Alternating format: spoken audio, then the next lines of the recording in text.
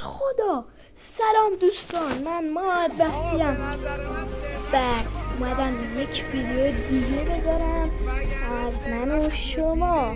میخوام این ویدیو رو انتخاب کنیم.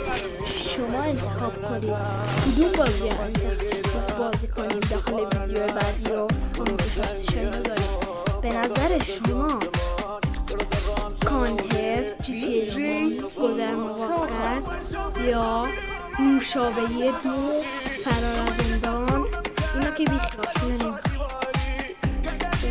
گربه یک، مغازه‌دار، بازی شبیه ساز GTA، فری فایر یا اینکه موتور سواری ایکس می یا ماینکرافت یا مستر ماینکرافت.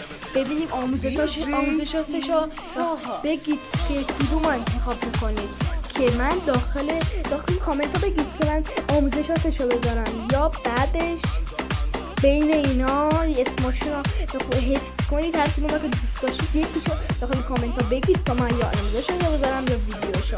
هر کی بیشتر بیشتر بگه آموزششو بذار آموزششو میذارم. اگه بگید ویدیوشو بذار ویدیوشو میذارم. الان اینجا هم هست غیر از شاد نمیشه.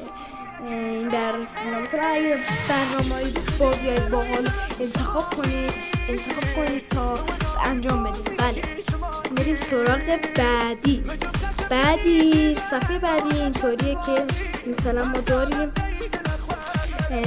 چطوری بهتون بگم لس آنجلس یا مثلا دیوونگی در شهر، پولدار شو،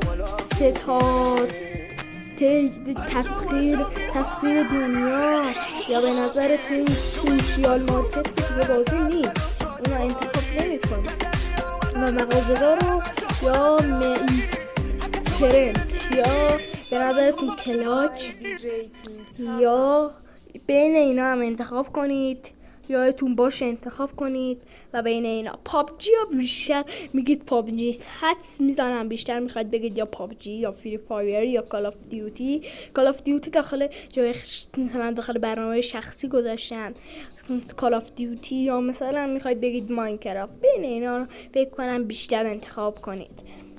خب نظر با شما دوست عزیز.